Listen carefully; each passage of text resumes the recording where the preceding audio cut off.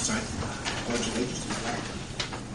Pledge allegiance to the flag of the United States of America and to the republic for which it stands, one nation, under God, indivisible, with liberty and justice for all.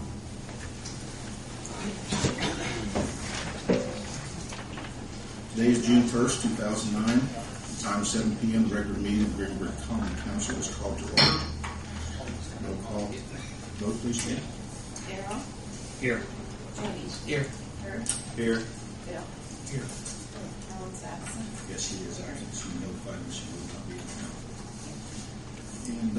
town. And has the council had time to read the minutes from the May 4th meeting? Are there any changes or additions or corrections? Make a motion we approve this as read. Second.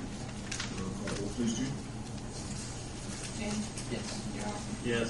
Kurt? Yes. Bill? Yes. Thank you. Under old business, we have Kathy Reynolds' ordinance 2009-5, amending the sign ordinance 1999-15, second reading.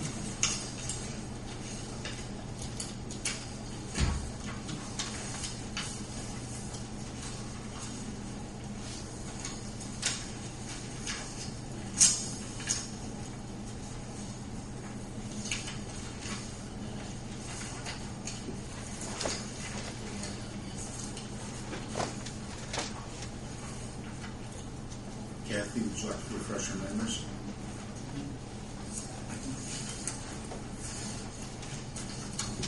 Good evening. I was asked on behalf of a few people to make some amendments to our sign ordinance, simply because we've had several people apply for variances, and it seems like those are getting to be frequent.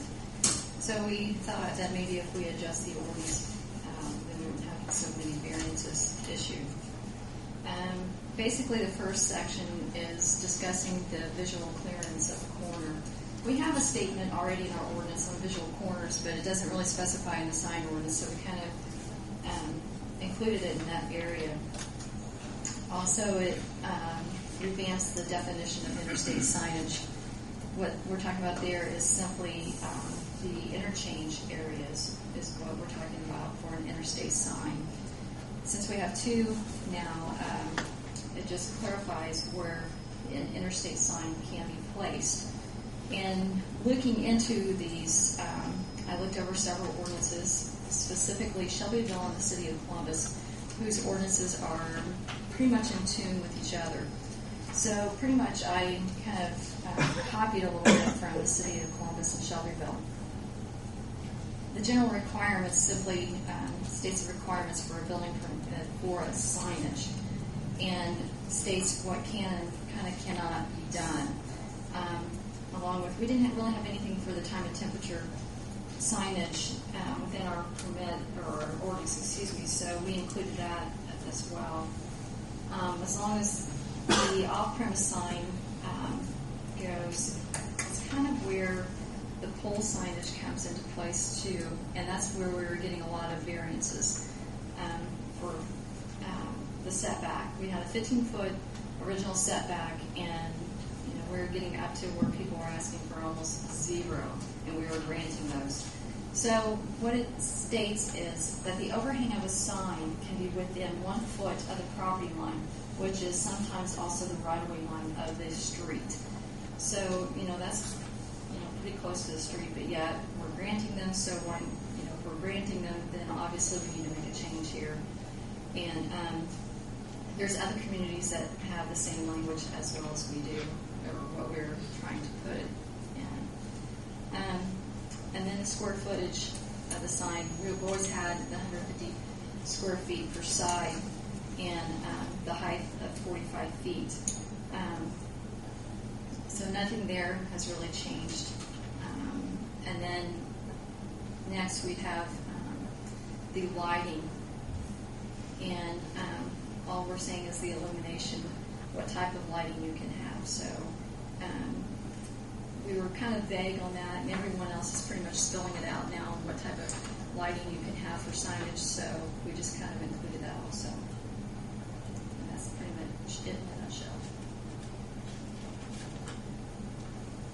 And this is the second reading, and you so choose to do so, and vote on unanimously, we suspend the rules and do the third reading.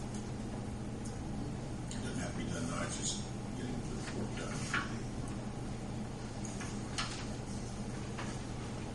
Any questions, council? So we just need to approve this on second We reading. can do the second reading tonight. Okay, I'll move to go ahead and approve this on second reading. Second. Discussion? Question. Mr. Green? Hi, Sean Green. I read about this in the paper, actually, another person did, and informed me, so I wanted to ask Kathy about it so we could hear the details. And being in this sign and advertising business, and also having a background with knowing what works for business and what works for city and trying to mesh those together, have a lifetime experience for that, and also have a lot of sources that specialize in this, besides just going to another city and grabbing what they have. And I asked Kathy for some information on it, and it's still, the information she gave me only had to do with the 2,500 radius for 75-foot tall signs. And this other information is all new. It just kind of seems like it's still really vague on approving something that I don't even know what you're talking about, and I know the business very well with what goes on with signs and permitting. Not to say that Kathy doesn't, but I just feel it's not explained very well for anybody to understand really what you're approving. Well, it was pretty well determined, pretty self-explanatory, I believe, with the way it used to be. And we still had confusion. We had people asking for where they could change it, you know. And so we're just making the rules now, what people have asked for in the past. What's the new setback? 1 foot. 1 foot from the property line? The overhang of the sign must be 1 foot off the property line. So what the paper wrote was incorrect about. Yes, and I believe we discussed Yeah, that. I just want to clarify that. And what's the other rule? And basically, it spells out the interstate interchange signs, Okay. which we discussed also, the 2,500-foot radius from the Right. center point of the interchange. And you cannot have a pole sign taller than 75 feet outside that area. Okay. And what other rules? The time and temperature basically just spells out how big that sign can be. And it's all it is time and temperature, no other commercial readings. And then So can you still have electronic message center or display messages? not with the time and temperature. That's all I can do is time and temperature. You can have other LCD signage, but it's limited on the lighting. No flashing or moving lights. Basically, they can be illuminated, but nothing that's real flashing, scrolling real fast, or anything like that. I basically talked with the City of Columbus and City of Shelbyville, and they're trying to deter away from all that little by little. But you can still have electronic message Yes, center and you can. change messages. Yes. Any other rules that are? No, that's basically the only ones that we were changing.